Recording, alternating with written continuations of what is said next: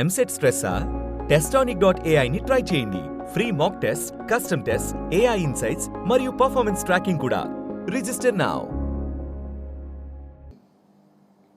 కక్ష సాధింపు చర్యలతో వైఎస్ఆర్ కాంగ్రెస్ పార్టీని ఏదో చెయ్యాలని తాపత్రయపడతా ఉన్నాడు. ముఖ్యంగా చాలా సందర్భాల్లో తెలుగుదేశం పార్టీకి చెందిన నాయకులు, కూటమి నాయకులు అంటూ ఉంటారు 11 సీట్లే వచ్చాయి, 11 సీట్లే వచ్చాయని. 11 సీట్లు వచ్చినటువంటి వైఎస్ఆర్ కాంగ్రెస్ పార్టీని చూసి ఎంతగా భయపడుతున్నారో ఈ సంవత్సర కాలంలో జరిగినటువంటి పరిణామాలు ఒక్కసారి పరిశీలిస్తే అర్థమవుతాయి. సోషల్ మీడియా వర్కర్స్ ను అరెస్ట్ చేశారు, నెలల తరబడి జైల్లో పెట్టే కార్యక్రమం చేశారు. వైఎస్ఆర్ కాంగ్రెస్ పార్టీకి సంబంధించినటువంటి మాజీ శాసనసభ్యుల్ని అరెస్ట్ చేసే కార్యక్రమాలు చేశారు. కొంతమంది యాంటిసిపేటరీ బెయిల్స్ తెచ్చుకున్నారు, ఇంకా కొంతమంది యాంటిసిపేటరీ బెయిల్స్ కోసం ట్రై చేస్తున్నటువంటి సందర్భం. కొంతమందిని అయితే లోపల పెట్టి 2 నెలలు 3 నెలల తర్వాత న్యాయస్థానాలకు వెళ్లి బెయిల్ తెచ్చుకున్నటువంటి సందర్భాలు ఉన్నాయి. వాళ్ళ లేటెస్ట్ గా ఒక దుర్మార్గమైనటువంటి కార్యక్రమానికి తెరలేపారు. సరే, రాజకీయ నాయకులు కక్షలు వాటిని పక్కన పెడితే ఐపీఎస్ ఆఫీసర్స్ ని, 2 ఐపీఎస్ ఆఫీసర్ సస్పెండ్ చేశారు.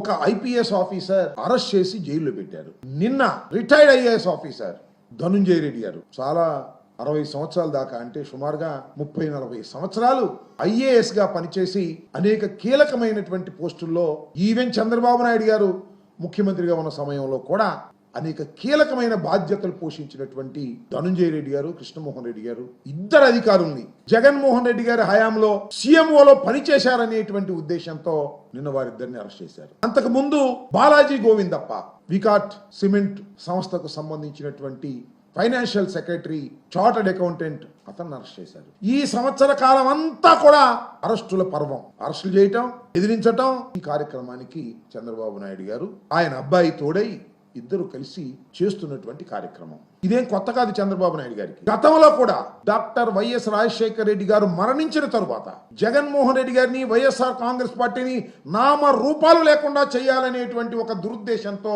వ్యూహాత్మకంగా ఆ రోజున కాంగ్రెస్ పార్టీతో కలిసి అనేక మంది ఐఏఎస్ ఆఫీసర్ల మీద కేసులు పెట్టించారు. సిబిఐ ఎంక్వైరీ పేరుతో అనేక మంది జైలు పాలు చేశారు. చివరికి జగన్మోహన్ రెడ్డి గారిని కూడా 16 మాసాలు జైల్లో నిర్బంధించినటువంటి కార్యక్రమాన్ని కూడా మనం చూసాం. మళ్ళా ఏం జరిగిందో తర్వాత మీ అందరికీ తెలుసు. జగన్మోహన్ రెడ్డి గారి పార్టీని అణిచేయాలనుకున్న చంద్రబాబు నాయుడు లేదా కాంగ్రెస్ పార్టీ ఇద్దరు కలిసి ఏం చేసినా జగన్మోహన్ రెడ్డి గారి రాజకీయ పార్టీ వైఎస్ఆర్ కాంగ్రెస్ పార్టీ అణిచివేయబడలేదు సరికదా, బ్రహ్మాండమైనటువంటి దేదీప్యమానంగా వెలుగులోకి వచ్చిన సందర్భాన్ని కూడా మనం చూసాం. ఇవాళ కూడా మళ్ళీ రిపీట్ చంద్రబాబు నాయుడు గారు వైఎస్ఆర్ కాంగ్రెస్ పార్టీని భయపెట్టాలనే ఉద్దేశంతో అధికారుల మీద కూడా ఇవాళ కేసులు పెట్టి అరెస్ట్ చేసేటటువంటి కార్యక్రమం చేస్తున్నారు. లీగల్ గా ఫైట్ చేస్తాం. కొన్ని సందర్భాల్లో సుప్రీంకోర్టు కొంతమందికి రిలీఫ్ ఇచ్చింది.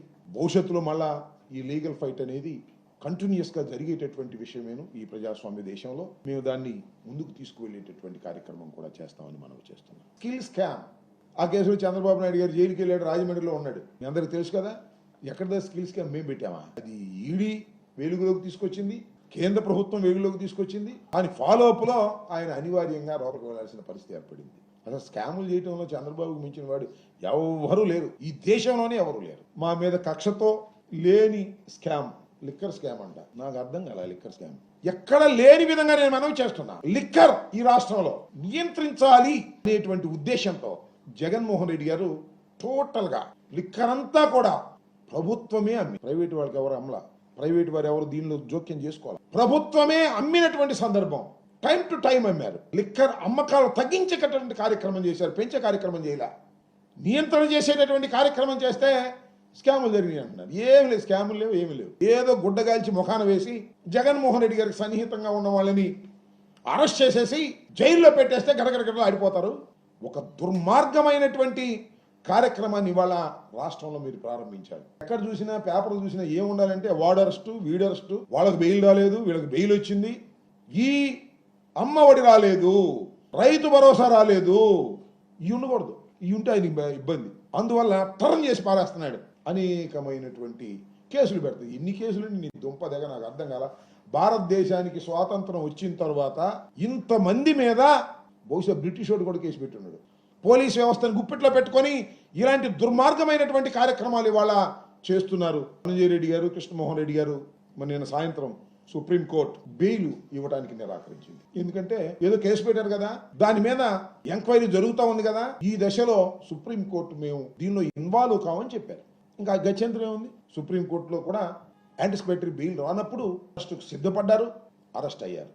రాజకీయ ప్రేరితమైనటువంటి కేసులాగానే ఉంది. అలాంటి అనుమానాలు దీనిలో కలుగుతా ఉన్నాయి. అయినా ఈ దశలో వద్దు, దీని సంగతి తర్వాత చూస్తాం. ఇప్పుడు మాత్రం మేము రిలీఫ్ ఇవ్వదలుచుకోలేదు. ఎంక్వైరీ జరగనివ్వండి, వాళ్ళు అరెస్ట్ అయిన తర్వాత వారిని ఎంక్వైరీ చేయనివ్వండి. కానీ ఎక్కడైనా చట్ట వ్యతిరేకంగా వారిని ఏ విధంగా ట్రీట్ చేయాలో ఆ విధంగా ట్రీట్ చేయకపోయినట్లయితే కోర్ట్స్ ఇన్వాల్వ్, ఇష్టానుసారంగా చేస్తే కుదరదు అనేటువంటి ఒక వార్నింగ్ కూడా ఇచ్చి బెయిల్ ఇవ్వడానికి నిరాకరించారు. నా ఆఫీస్కి వెళ్ళినటువంటి ఇద్దరు కూడా, కృష్ణమోహన్ రెడ్డి గారు, ధనుంజయ రెడ్డి గారు, ఇద్దరు కూడా ఆఫీసులోనే అరెస్ట్ అయ్యారు.